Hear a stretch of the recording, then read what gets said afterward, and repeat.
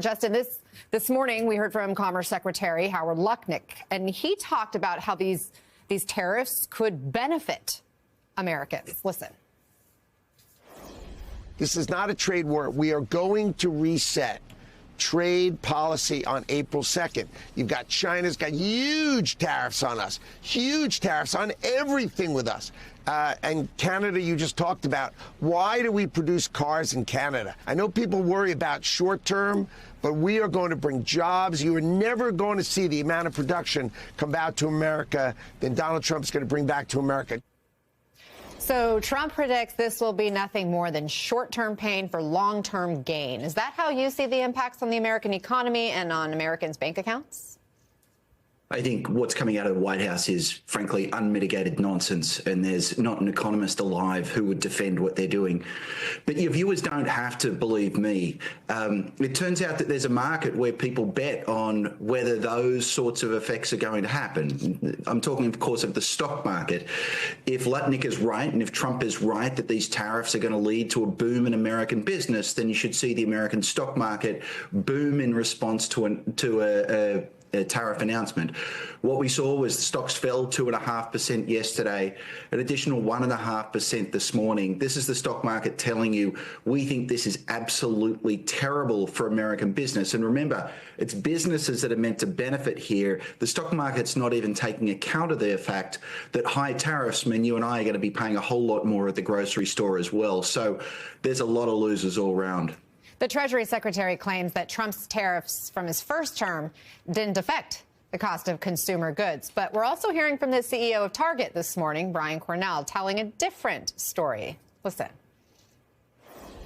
We have the experience of President Trump's first term, where the tariffs did not affect prices, and it's a holistic approach that there will be tariffs, there will be cuts in regulation, there will be cheaper energy. We know for certain categories, like fruits and vegetables, where during this winter season, we depend on Mexico for a significant amount of supply. Those are categories where we'll try to protect pricing, but the consumer will likely see price increases over the next couple of days. So really opposing messages there. What's the reality?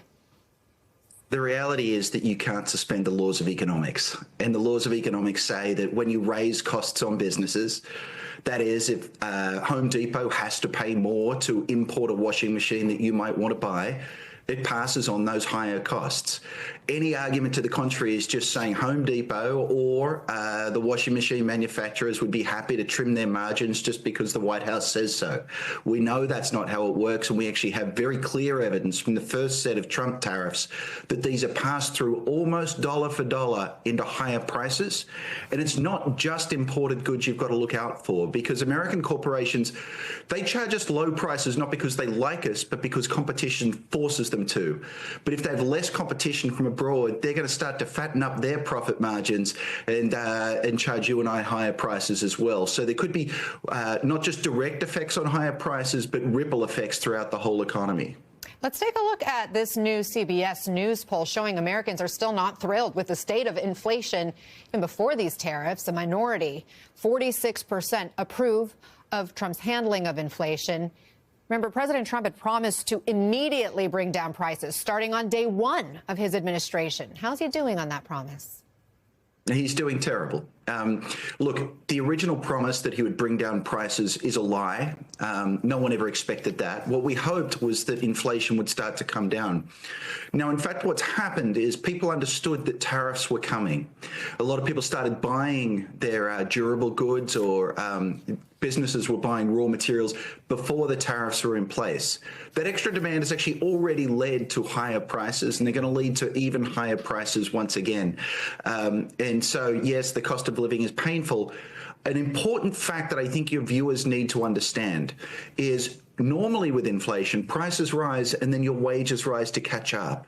This kind of inflation, the inflation that's caused by tariffs, prices rise, but there's no reason for your wages to rise to catch up, which is to say this will permanently or in an enduring sense undermine your family's purchasing power. Justin Wolfers, thank you so much for helping us understand the impacts. It's good to have you with us.